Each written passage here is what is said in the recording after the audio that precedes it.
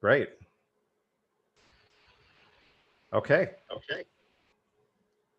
Yeah, thanks, Nalima. Yeah, we appreciate being a part of the community. I love being plugged in and getting to talk with all of you. It's been a lot of fun, really making these events and being a part of this. So, all right, without further ado, let's kick it off. So, I'm David Lee. Let me do my quick introduction if this is your first time. So, I volunteer for CSNP. And lately, I've been mostly involved with events like this, and also finding and networking with other presenters and people who are active in this community. So I have a background very much in IT. So that's where you'll see me draw from a lot of experiences, especially today as we mess around with VirtualBox networking and the like.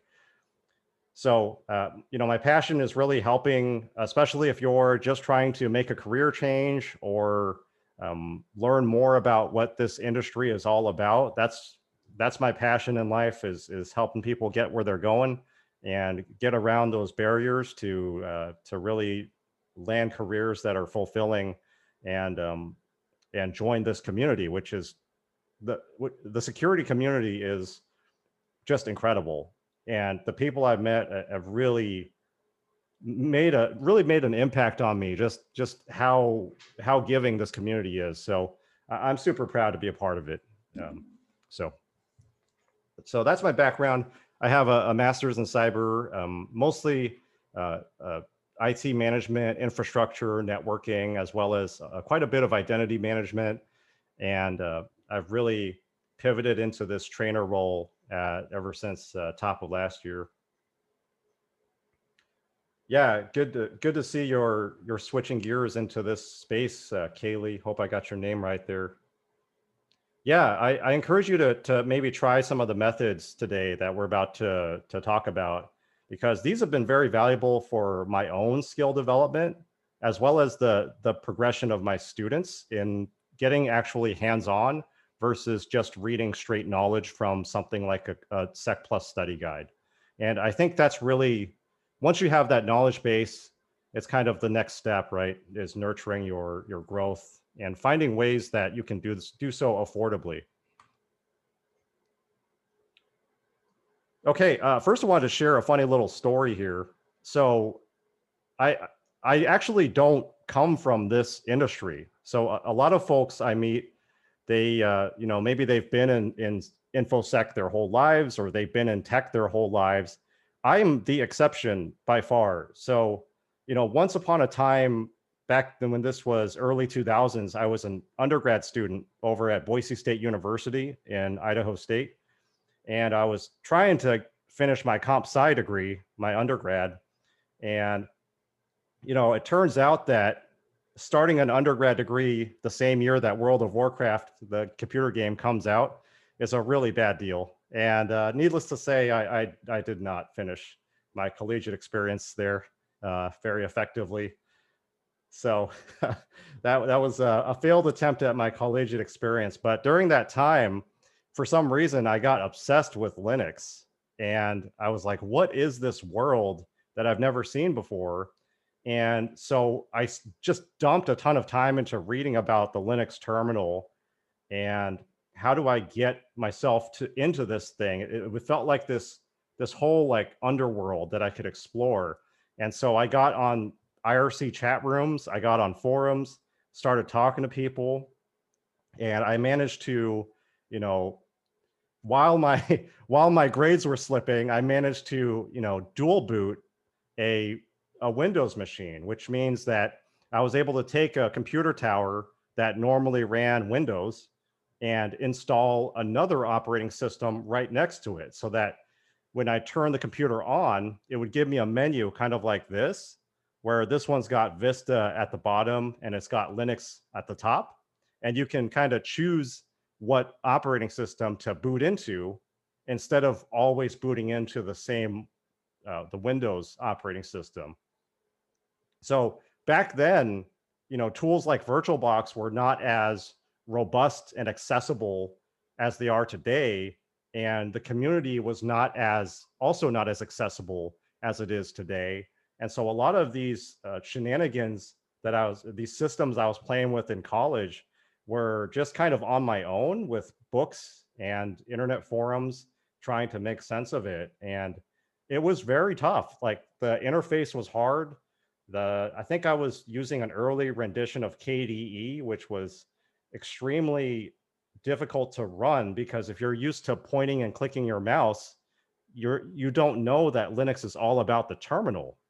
So that was a big deal. And um, at that point in my life, I had no idea that one day in the near future, I would be supporting business class Linux servers and supporting enterprise grade, firewalls, equipment, dealing with Windows servers, and having actual companies, these groups of people depend on me in order to do their jobs and in order for their livelihoods to succeed, and also be safe from things like scams, phishing, targeted attacks, things of that nature. And that's where that's the space I ended up in for a while there, was supporting small to medium businesses and protecting their systems from these kinds of security risks and threats and everything. So even though that was the end of my first original attempt at an undergrad degree, it was the beginning of something very special. And I hope your journey through these systems starts in an interesting fashion as well. And I really hope genuinely that this kind of thing can really help take you places as it took me. So that's my little story there. Topic of today is virtual machines. So we're going to talk about what is a virtual machine as it compares to for example, a container. And why should I host something locally when everyone is all abuzz about cloud and all of these other things, these other more modern ways of doing it? What are the pros and cons? And also, what are my choices? How much do I need to invest? As well as what kind of VMs can I make? How do I get the tools? How do I get the software to make those VMs? And how do I turn all of these ingredients into a useful security sandbox for myself to build my skills up? And that's the ultimate destination. But what I find a lot of folks tell me, even folks in the security industry, I get a lot of feedback that not everybody started in IT like I did. So I really wanted to share some of these foundational concepts and kind of share what I've learned through the process of trying to build up a sandbox with my students. So why should I operate a home lab through a physical computer as opposed to a cloud? Well, there's the issue of cost. So if you're operating on a cloud, you're charged as you go. So as you use it, it's kind of like your power bill. And so that can be preferred, or it can be not preferred. So if you're the type of person you want to buy a piece of hardware that sustains you for into the near future, and you don't have to continuously kind of pay as you go, that you might want to consider investing in a home lab computer system that's dedicated to this purpose. And that's what I ended up doing, and that's what our class ended up doing at Code Fellows. So why should I have any kind of home lab? Why should I invest in any of these things? Well, the overarching idea is to safely develop your skill set in a place where if you break it, it's totally fine. You just have to start over, and you're not endangering anybody with your security tooling, and you're able to learn in a way that's cost effective and a way that you're in control of, that you can measure out your progress. What parts should be in my lab? So you need to think about what your objective is. So say if your objective is to get better at networking, you'd want to invest in possibly hardware routers, switches, and the like. But if your goal here is to create something like a threat detection ecosystem, which is basically what I'm about to show you today, then all you really need is one decent computer tower that's got a certain level of performance to it. And that's going to let you replicate all these other systems and have them interact with each other as if they were on an actual company network. So we'll take a look at that next. And some of the example systems that you can implement without really spending more than the hardware itself includes security, incident, and event management software for aggregating event logs across the enterprise. Because when you get into this space, you'll be doing just that. You'll be collecting logs from all the key systems in your infrastructure. So that includes, your domain controllers, your routers, your firewalls, all of the key systems that are potential targets of attack for an intruder, for a malicious actor, for an insider threat. Those are the systems that you want to track and collect events from using an SIEM.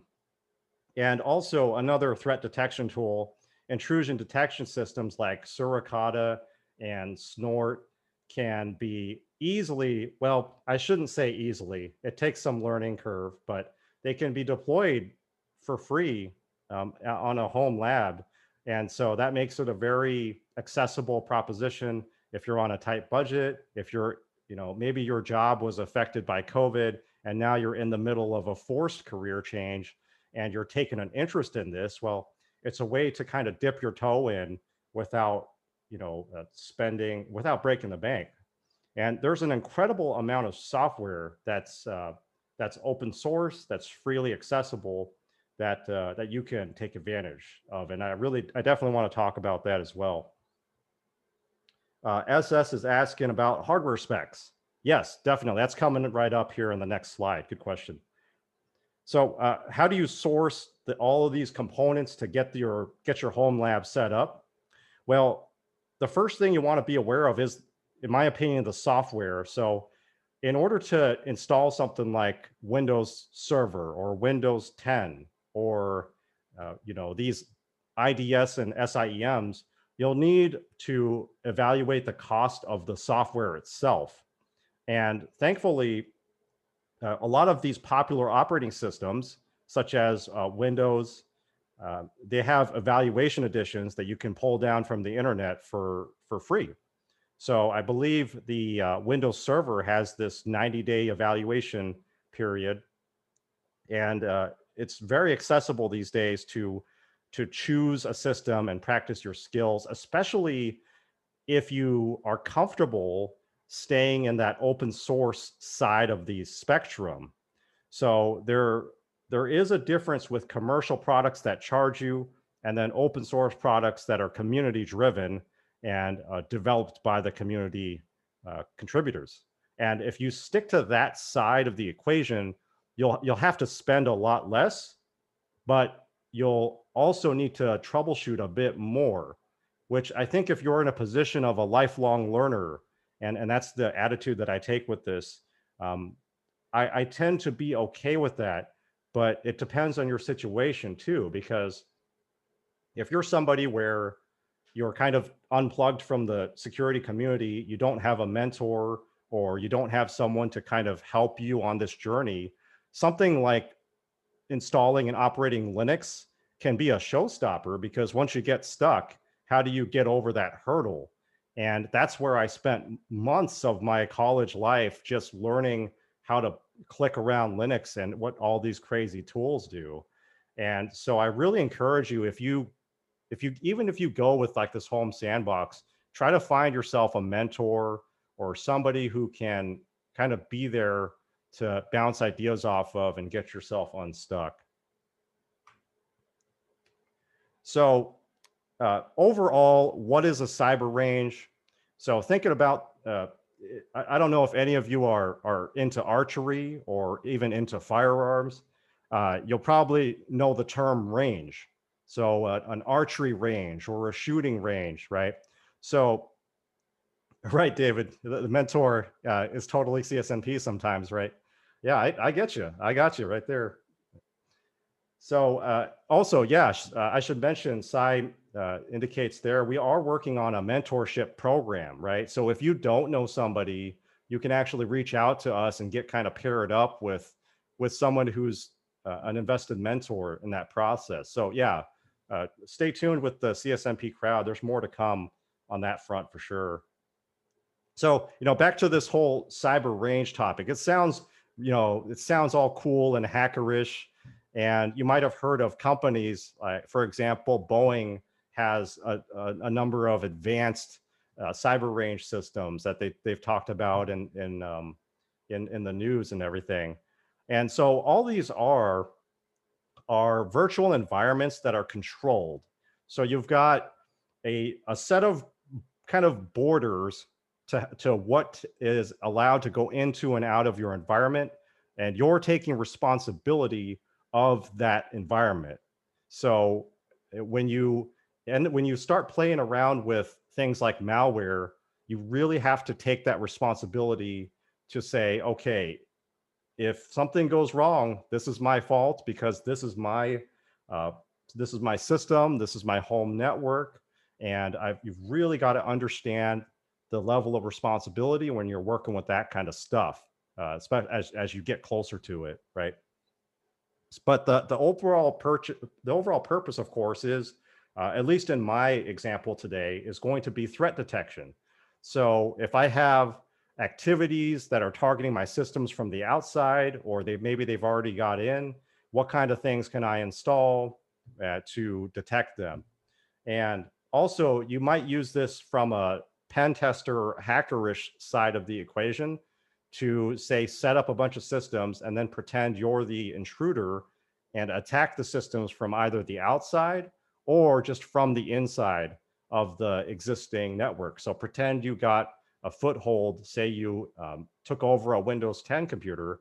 You could practice, well, what can I do to privilege escalate up to and take over the domain controller, for example, right? So this kind of basic setup that I'm about to show you will facilitate all of those things if you choose to go those directions. So obviously, we could easily host the same thing up in the cloud. I've just chosen to run this on physical hardware, and chances are, if you're in this space or you're thinking about this space, there's a pretty good chance that you have an old computer lying around, or maybe some old switches that you're not using right now. And that's a great opportunity to maybe get some of that equipment in use again and make it valuable as part of your career journey. But there are some specs that you want to look for if you're going to go physical. And I do want to talk about that next.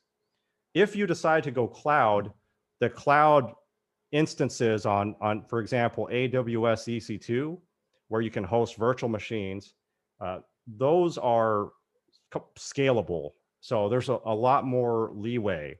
So you're not really married to hardware loadouts in the cloud. And so that tends to be an attractive option if you don't mind the recurring monthly billing that comes along with cloud hosting, right? So to answer one of the previous questions, I did want to talk about the specs. Wow, time really flies. Holy cow. 5:26. All right, we'll keep this going here.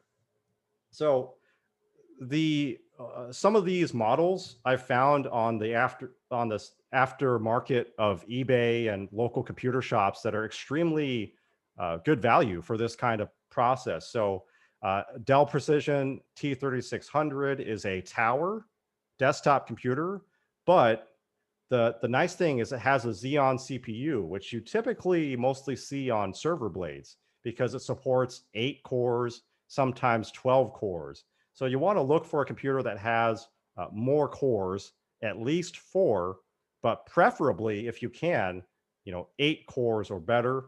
And because of the way that virtual machines tend to optimize, it's nice to have that kind of spec. So look for additional CPU cores if you can. And another option is the EliteDesk 800. That's basically what I'm running in my closet over here. And it's able to withstand, depending on the specs that you get, it's able to run a dozen virtual machines at a time, depending on what you're doing.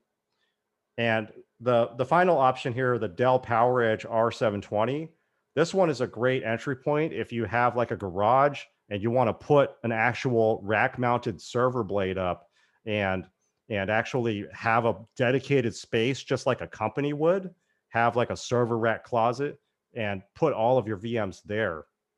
The downside with these things is they're insanely loud.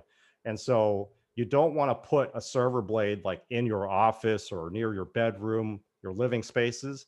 So in my situation, I ended up just running with a tower, but in the future, I'll probably look at some of these enterprise blades for sure. Seeing some questions here. Let's see. Martin's asking, should I install Kali to get better at cyber, or can I use Linux Lite to install SIEM? So yeah, so the big misconception, Martin, out there is that if you want to learn cyber, you have to go get Kali and then start playing with Hack the Box, for example. There's nothing wrong with that, but that's actually only one part of cybersecurity, the industry. And it's kind of interesting. We have so much training and support for hacking and pen testing, but it doesn't seem like there's quite as much for training out there for defending. So I always encourage people. It's great that if you've been playing with Kali Linux and maybe you've been playing on Try Hack Me, that's great. But don't forget, there's a whole nother dimension to this, which, as Martin mentions, SIEM and IDS. How do you detect these things? And those tools can be installed on really any Linux distribution. I usually prefer Ubuntu myself. So something like Ubuntu Server. Sometimes I'll use Kali Linux defensively just for convenience, but that distribution is actually not really meant to be used as a defensive operating system. So typically what I'll see other professionals do is use either Ubuntu, Ubuntu Server, or something like Security Onion, for example, that's pre-made for this purpose. So definitely check those out for defensive purposes. Let's see. Would you recommend creating a separate network? We'll talk about the networking, Khaled, coming up, and I'll see if I can answer your question. So we already talked about some of this, but that third bullet there is, I want you to be aware that there are pre-made computers out there that are saved as files called OVAs.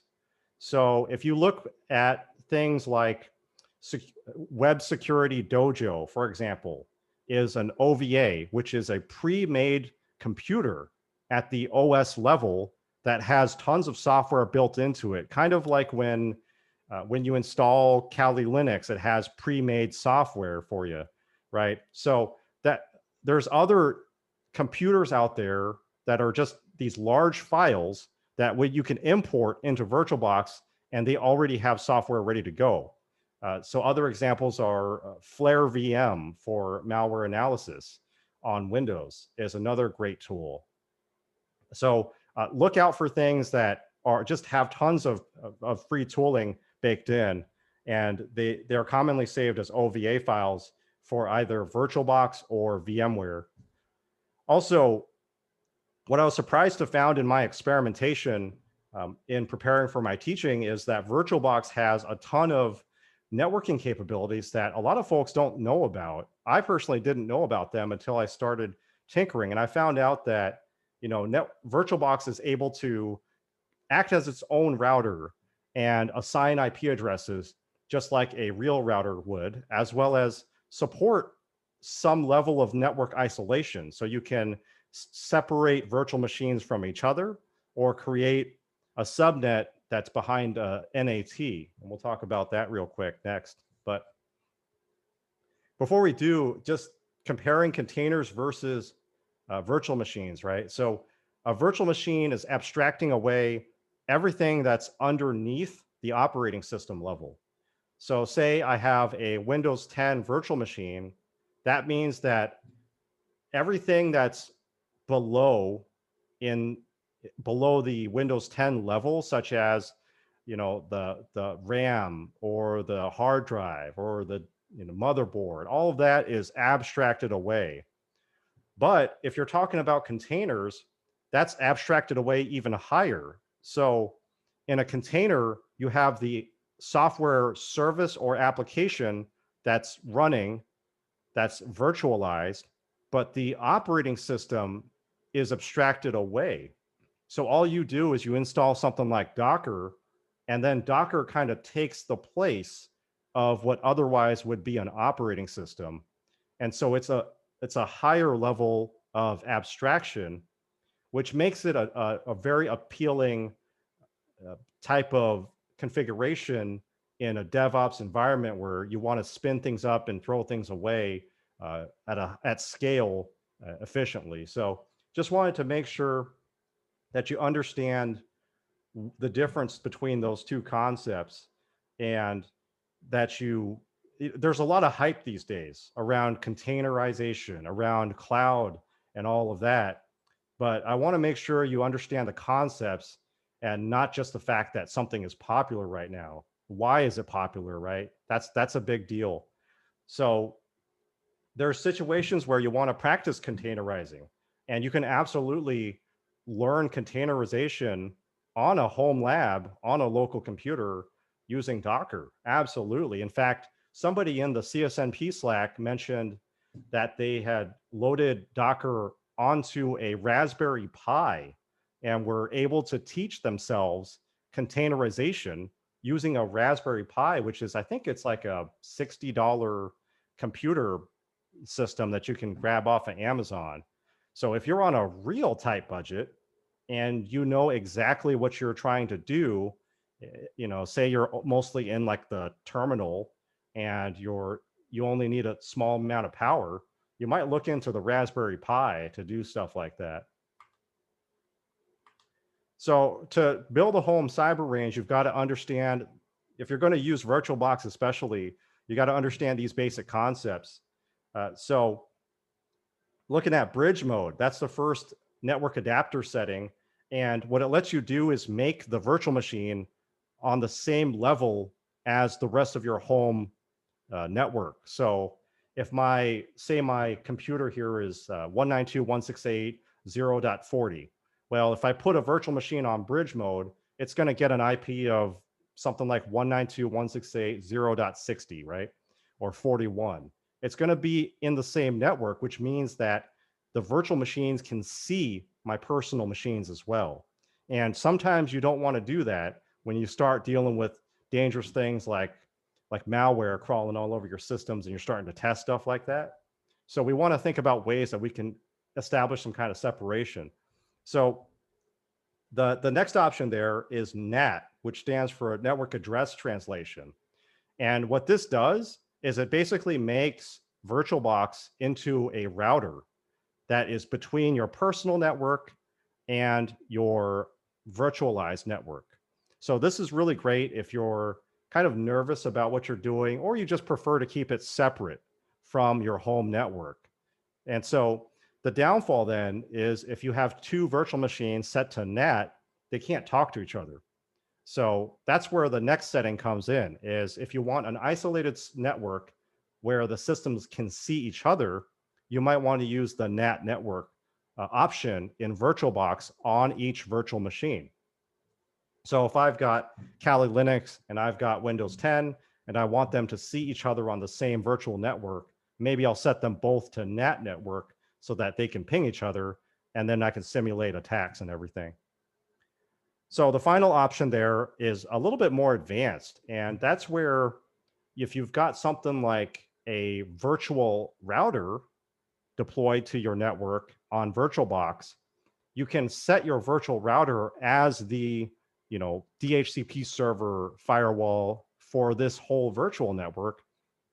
And using the host only, it's kind of like plugging into a port on what would be a physical router.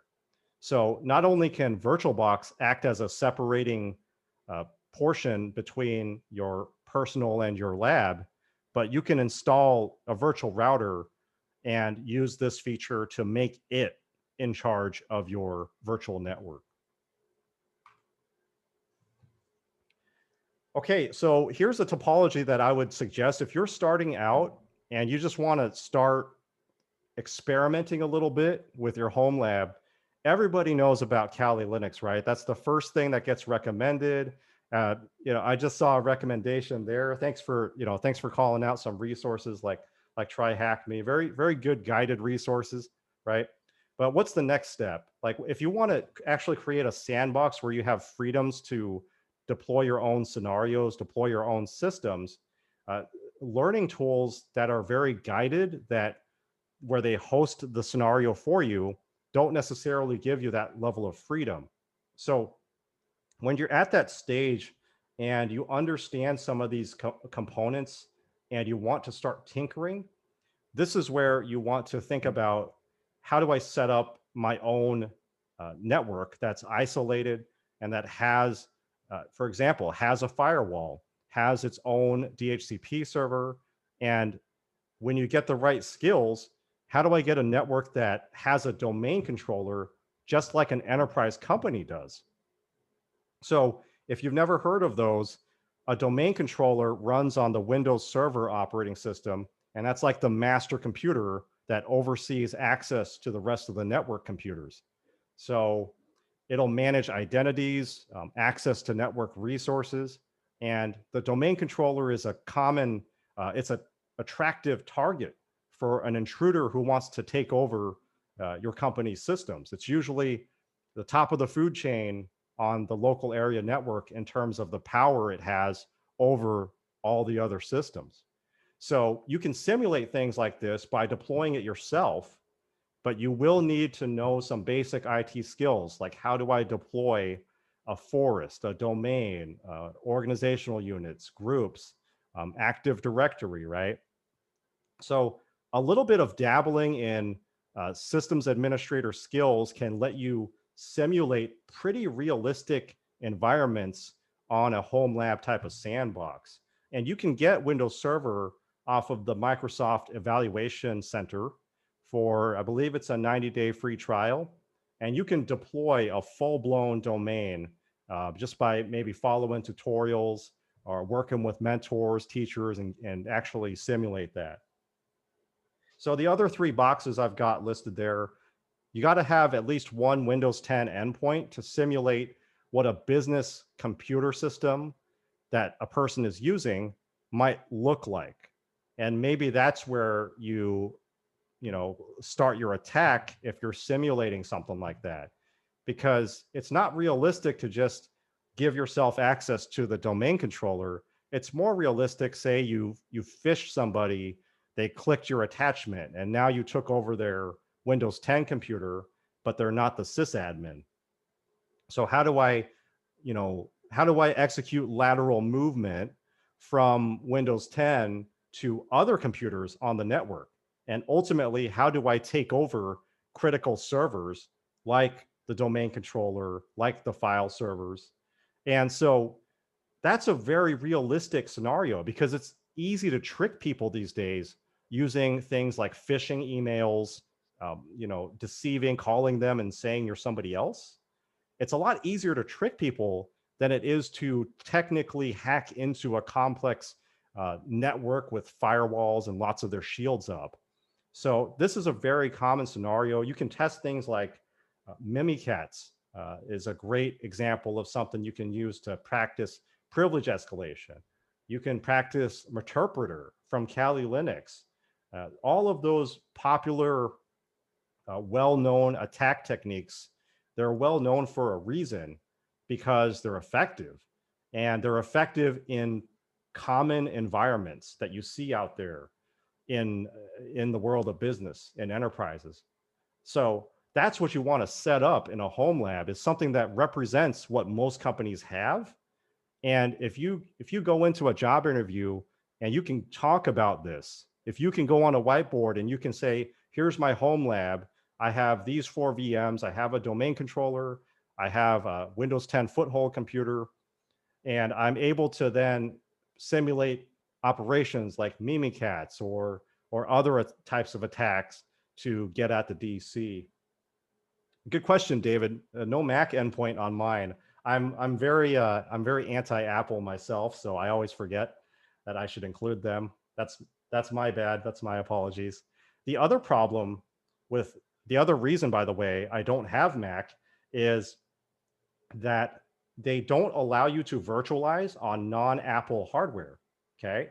So if I have an HP tower at home, it's technically illegal to find a Mac OS image and stand up a virtual machine. So if you read their terms and conditions, they actually forbid that. So uh, it's not just that I'm not an Apple fan. It's actually because it's not legal to do so.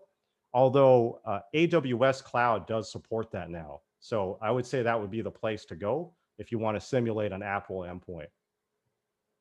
So the other two boxes I have are just defensive boxes, an IDS Linux box and a log ingestion box in the seam there.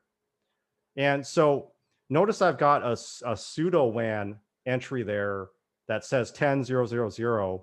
That's like my fake internet, right? So I have Kali on the outside of the network and it's on the other side of the firewall because that's realistic.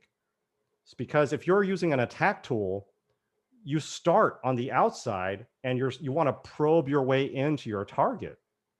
So you can simulate actually scanning a company's firewall, for example, and looking for weaknesses. So you can practice using tools like Nmap, which is a great beginner tool to practice to scan the target and look for openings in their ports. So a configuration like this lets you go from outside and look at a network from the outside and test attacks that way. So a lot of cool stuff is possible with only VirtualBox, which I found very surprising. But the other key element here is actually the router, which is pfSense. So that's kind of where I want to go next if I have time. But here's a quick list of the targets in my threat detection lab. So these are things that the Kali box could potentially attack if you were coming in from the outside, for example. Khaled, you're asking, is the pfSense a VM as well? Yes. So traditionally, you think of pfSense as what looks like on this upcoming slide here. A lot of people think pfSense is actually an appliance. It's actually not. pfSense is like its own operating system in many regards. So what you can do is install pfSense on its own virtual machine and virtualize it as if it was an operating system. And that lets you put a firewall at the edge of your virtual network. And that's where a lot of opportunities open up because pfSense is an open source software. And it's also a firewall, not just a router type of software. So what you can do is if you need two routers, you can turn off the firewall functionality on both. And now you've got two free routers loaded up in your home lab and you haven't paid a dime. It's great. The downside, there things like this, open source tends to be buggy. And if you're, I don't know if I got any of my students in the room here, but they can certainly attest to the bugginess of something like pfSense. So you have to be prepared to get stuck. You have to be ready for when you'll get stuck using something like this, because open source is a lot of work to get it to play nice. A lot of times it's very touchy. So there's a pretty steep learning curve there. So be aware of that. Another huge upside to something like this is it's extensible. So if you've heard that word before in maybe software development jargon, something that's extensible, it means that it's easy to add capabilities to. And pfSense is largely extensible at zero cost. So what I could do is, install a package that loads intrusion detection system on pfSense VM, and I'm able to now sniff and capture traffic as if I was on an enterprise and doing this on the job, all for zero cost. And I feel like a lot of people don't know about this. It's a great feature. It's probably a big reason why I include pfSense in class, because it lets me simulate things like traffic capture, traffic mirroring, uh, radius captive portal. So you could stop a network user, ask them for authentication before they can access the internet or access the rest of your network. So if you have not played with this, I encourage you to. I encourage you to have support. So, look at the Netgate forum, interact with that community. I believe there's a Netgate, I want to say there's either a Discord or a Slack. So anytime you engage with something open source, you got to get ready, be mentally prepared for fighting some troubleshooting battles. So I just got a quick rundown, and we can kind of open it up to my example lab after this. I'm running out of time. Time really flies on these webinars, but we got an attacker box, of course. Everyone knows Kali Linux, right? And I think the important thing to know about Kali is it's based on Debian, and a lot of Linux distributions are. So Ubuntu comes to mind. So if you're talking about Linux, I really encourage you to branch out a little bit and start to get to know the other distributions, because you don't want to go into a security job interview and the only thing you know is Kali Linux and a couple tools. It really takes a lot more than that these days to really get hired, get over the hurdle, and make a positive impression. So you want to look at things like maybe deploying IDS to Ubuntu Linux, or maybe tinker with Red Hat a little bit for maybe a web server. Mix it up a little bit. But if you're doing things like enumeration or hacking or attacking something, that's where Kali is great, as well as Parrot. If you've never heard of that, is also an alternative to Kali to use for attacking computers. So target systems, you've got to have a Windows server. This is super common because most companies out there run Active Directory. And so most companies, therefore, have some kind of domain controller that's overseeing identities. So this is absolutely essential. You've got to have a SIEM, a SIEM solution that is able to gather logs from other computer systems. And so if you don't know how to set a system like this up, it's absolutely accessible. You can get a free trial of Splunk, for example, from their site. You can download it, and sometimes they have pre-made OVAs or pre-made images on AWS. You can slap it into your sandbox and away you go, and you're able to start practicing log ingestion or event log analysis. And I was talking with Cy the other day. There's even sample data sets that you can import into Splunk and look for IOCs, indicators of compromise. Look for suspicious activity like beaconing in the event logs that you see in Splunk. So a lot of these skills you can absolutely develop at home on a personal lab, assuming you have the guidance. And yeah, a good point. Somebody pointed out that Elk is open source and free, but Splunk is not. That's actually a big reason you see folks using Elk in demonstrations as well. So, if you're willing to take on a steeper learning curve, and I would say try Elk out. If you really want to just dabble in this and get something that works, a Splunk trial will get you by for a little bit, although there is like a data limit to it. So Splunk is a commercial product, so just be aware of that for sure. Okay, so DVWA, I wanted to just give this an honorable mention. If you want to get better at web application pen testing, definitely check out DVWA, as well as an OVA called Web Security Dojo. I hope I'm getting that right. And they're free to pull down and free to set up on something like VirtualBox. And these are great resources to, especially if you want to head that direction of becoming a pen tester. This is a indispensable skill these days, is web application security. So if you've heard about OWASP, but you don't know what those OWASP vulnerabilities are and how to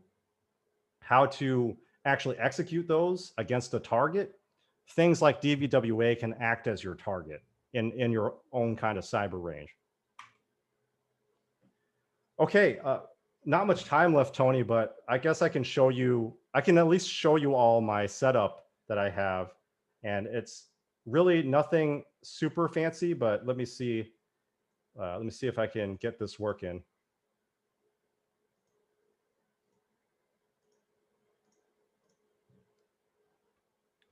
Okay, so here's my virtual box host.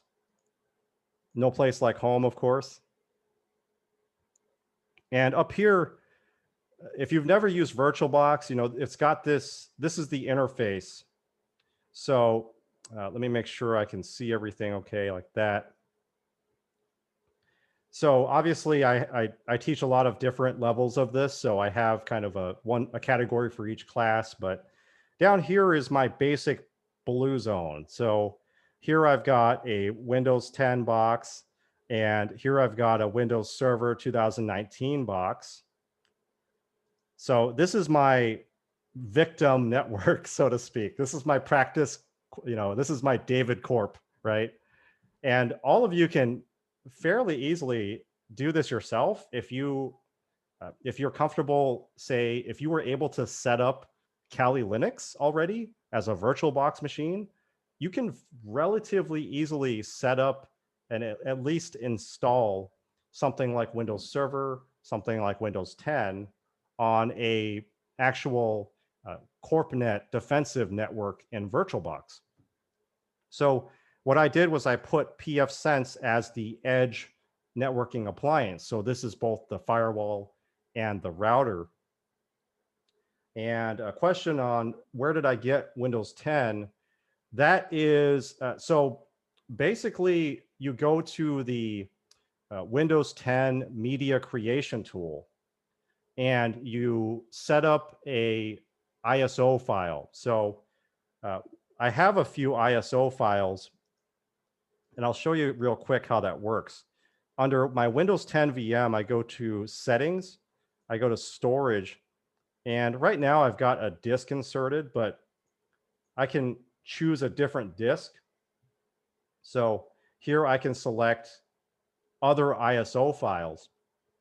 And this goes back to that first slide where I had that picture of a CD tray. So if you've been in the game a long time, like I have, then you remember that old computers have the ejectable trays where you put disks into. And it's funny, if you run virtual machines, they treat installer files as disk images, ISO images. And so you can use that media creation tool, create an ISO file, and put it on your VirtualBox computer, create a new VM, and essentially insert the virtual disk into the VM and actually boot into it from there. And so this is how I'm able to simulate Windows 10. And from there, it's all the same as if it was a real computer. The rest of these, though, you do have to configure your RAM allocation, your processor allocation, much like you would have to configure on, even if you were on the cloud, same idea. So I have a question on advice on how to learn about the boot sequence, BIOS, and running Linux on a USB. Well, a lot of that you can do in it with a physical computer. Is you can absolutely just have a tower a cheap tower you bought at your local computer store, and download something like Ubuntu Linux, for example. Set up a bootable USB, follow a walkthrough, and insert that into your physical computer, and then you'll have an Ubuntu Linux computer like I have here, and that's what I've set up myself. So a lot of that is just kind of following walkthroughs, trial and error, or maybe you take a class in it. That's another way to learn this stuff. But for BIOS, BIOS is actually abstracted away on VirtualBox. You can't get to it because that's below the operating system. So you actually need to use a physical computer to learn some of that you're describing there. But here, just to show you some things, especially pfSense, this is what pfSense looks like in the shell. And it's just like a physical router. It's got an internet port up here with an assigned IP address.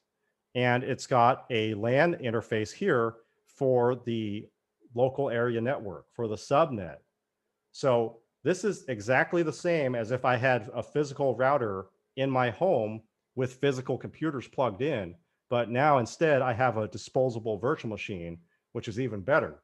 So if this thing breaks, I can, save state, go back to it.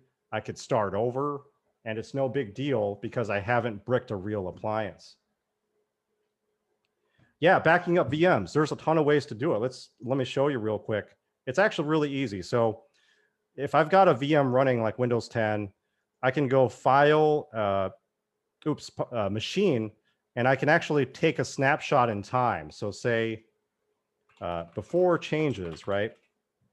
Take a snapshot in time. And then if I'm about to do something risky, like join a domain or change the IP, if I'm nervous, I can go back in time. It's kind of like saving your video game and pick it up there. The other way you can do it is, I'm not seeing an option here. I think it's in the manager, is right click and, it must be File, Export Appliance.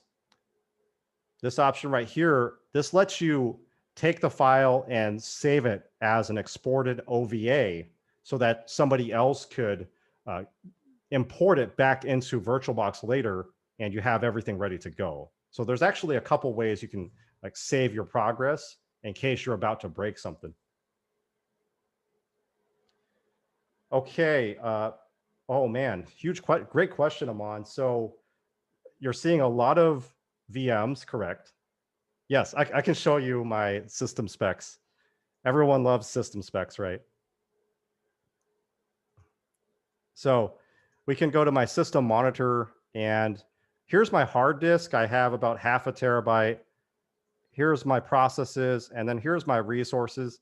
So this one is a Xeon 8-core processor, and I've got 32 gigs of RAM. So if you're going to do this yourself, you want to have as much RAM as possible, and just whatever you can afford. If you can't afford a super fancy computer, you might only be able to run a handful of systems at a time.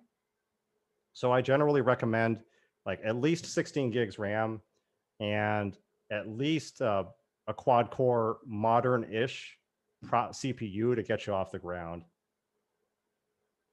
So yes, to answer your question, 8 cores there and quite a lot of RAM.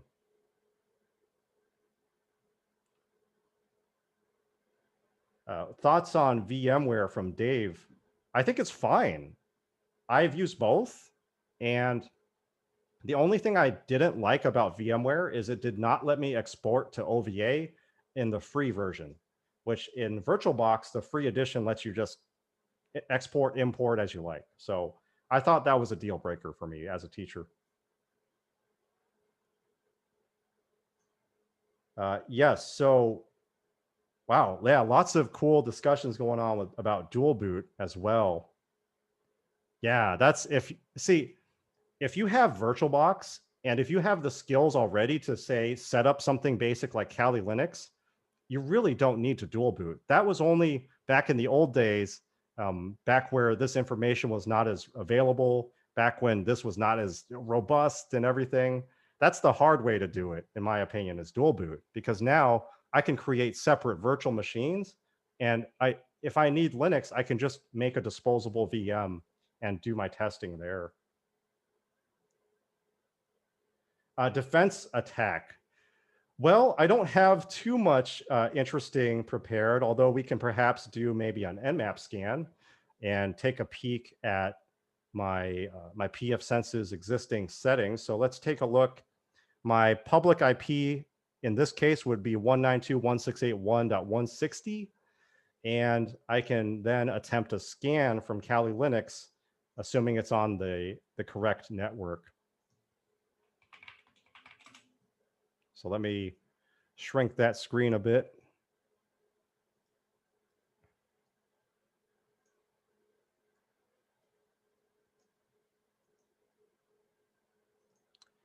Okay, let me make sure I can ping it first.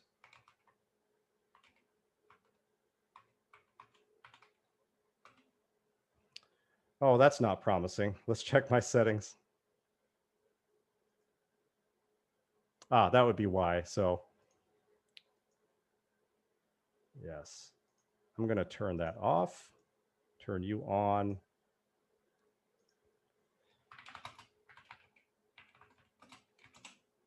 Reset my network adapter. Great. So let's try this again. Great. So I'm getting a redirect because there's actually a web server on this environment. So that's fine. So now if I wanted to run an Nmap scan, let me make this a bit larger so you can see.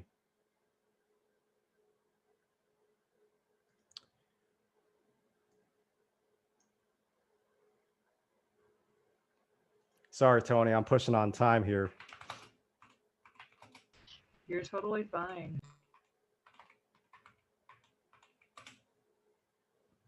So I'll run a basic Nmap scan, which should be checking, I believe, ports 80 and 443, just to see what it gets back.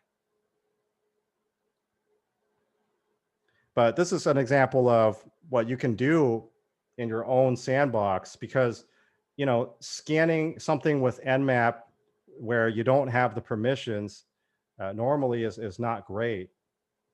So there, I didn't get a great outcome. I didn't get a very good outcome. So I could try maybe a different switch. Let's try A as an old favorite of mine.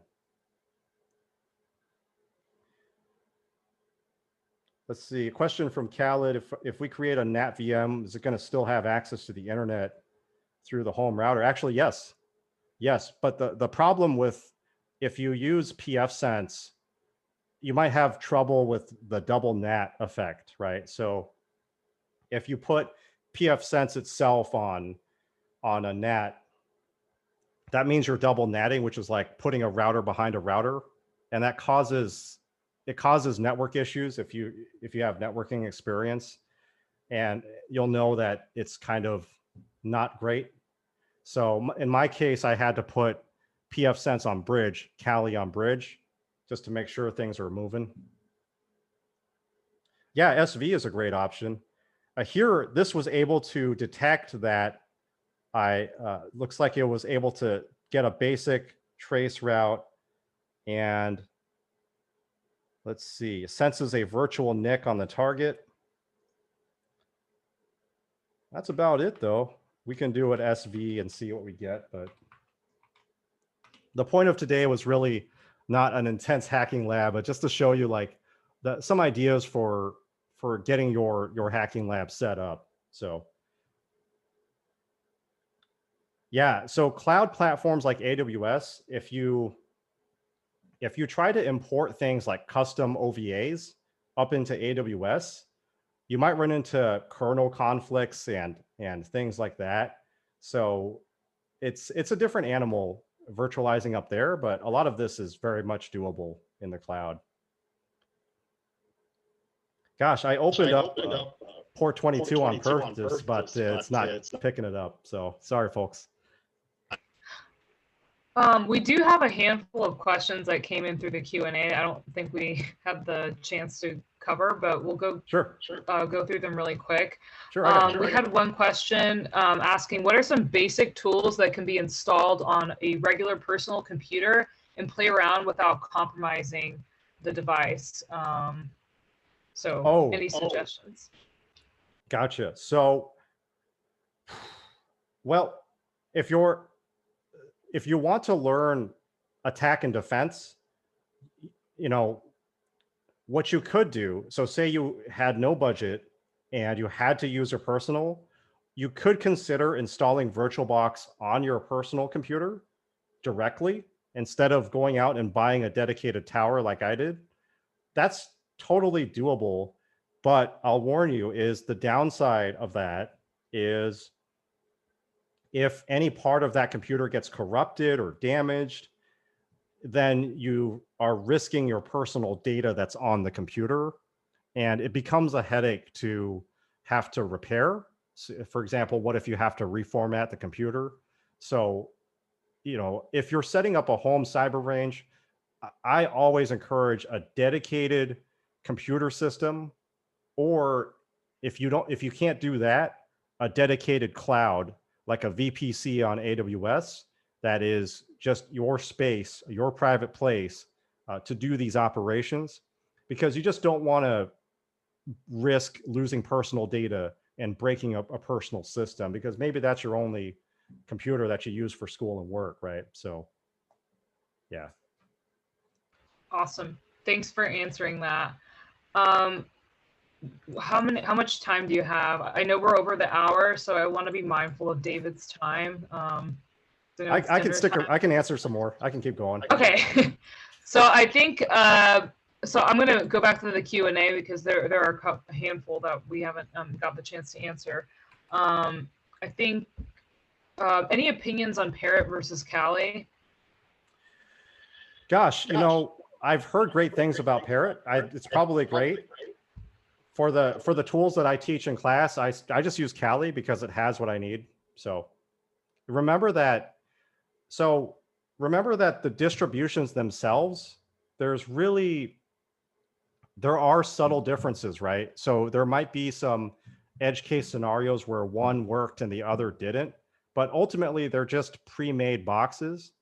So, you know, that's kind of why I say Kali Linux is not really a resume item or a interview discussion topic. It's more of like, what tool or operation did you perform? That's more important than what distribution that you used, in my opinion. Gotcha. That makes sense. Next question is, how are you able to group your VMs?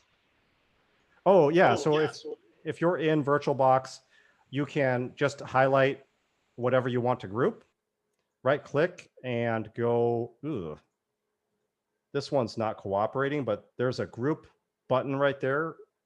And you have to turn all of the boxes off first, but then right click and group them that way. It's a little finicky. You might have to reboot to make it work. Gotcha. Awesome. Another thing too is, hi. So I'm just going to read this word for word. I'm a 15-year-old looking forward to a career in cybersecurity. I have my A+ and N+ already, working on my Sec+. Do you think certifications are important to back up skills, or does one vouch for the traditional degree in cybersec? Oh, so this is certification versus degree was the question? Mm-hmm. A career question. Okay. Well, let's see. Get both. There you go. There's my answer. But the downside, of course, is a traditional bachelor's takes a long time. And so you've got to factor that in. Is it worth 4 years? Maybe you can look for a program that lets you go faster. That would be my advice, is just get your training done as fast as you can and get into the space that's at least similar to where you want to go, like ASAP. You know, get out of full-time whatever training you're in as soon as you can and just get started, because that first job is really hard to get sometimes, but the second job will be easier because you've already proven that you can handle responsibilities in that space. So I really encourage you to just get started as fast as possible. Gotcha. Thanks, Dave. Do you have time for a couple more, or? Yeah, I can answer today. I'm so sorry. So what free seams would you suggest? Yeah, so pretty much the elk stack. I guess they call it, they've been rebranding it as the elastic stack. There was some kind of acquisition there. That one is actually free, but the learning curve is really steep. The one that, if you were on the recent webinar with Randy Pargman, he mentioned Azure Sentinel, and that one I believe is relatively low cost. I believe there's a light charge, but I've been hearing good things about that as well. So remember, you know, as you know, I was having a great conversation with Cy the other day. It's in that we were talking about how it's not about what product you're talking about in a job interview. It's more about what operation do you know? So what can you execute as a professional? That counts a lot more than if you're just touting a product all the time on your resume, on your interviews and everything. So think about the next level of what am I learning versus just the tooling. And that's what I recommend. I 100% think that's the way to approach it. Awesome. Another question is coming in and it's asking, could you please suggest a source to understand Active Directory from a security point of view? Yeah, so gosh, there's a lot of books out there. There's that is something that if you're just getting started, that's a little on the advanced side. I would say play around with Mimikatz. That's pretty fun to learn about privilege escalation. And you can execute it with a pretty basic walkthrough. But from a security point of view, that's the way to do it. Or you can take the IT approach and kind of research some books and articles about just the native behavior of AD and how it works. How does Kerberos work, right? And that's why IT is such a great segue into security work, is because you know the systems that are being targeted. So just because a book says server administration doesn't mean that it's not security. The chances are learning the target system is very valuable. Great, that's awesome. I know we all want to be mindful of Dave's time, so the timeout, I don't mind closing it off, but yeah, that's a great stopping point. I just want to give a shameless plug for our upcoming class. So we, you know, at Code Fellows, we've launched a cyber ops program for career changers, total beginners. So even if you're not technical, if you're an artist, you could be a barista, anything really, you can really, we have a class for you that you can just like dip your toe into the security space. And that's Ops 101. That's coming up this Sunday, in fact. And so if you've got this weekend open, encourage you to check it out. And I don't know, Tony, do we have a discount code ready to go for that? Yes, and I'm going to be including that in the follow-up email after this webinar. When I send out the recording and the slides and everything, I'll be including this link as well as the code. So great. Yeah, so we'd love to have you in one of our classes. You can see what it's like. If you're really serious about making an aggressive career change, I encourage you to check out our Ops 101. The theme is ethical hacking. What is ethical hacking? And also some exploration of cyber career paths, some updated information as well on that space. So yes, that's something check out if you're making the change. Otherwise, yeah, thanks for stopping by, everybody. I hope the tips there were helpful.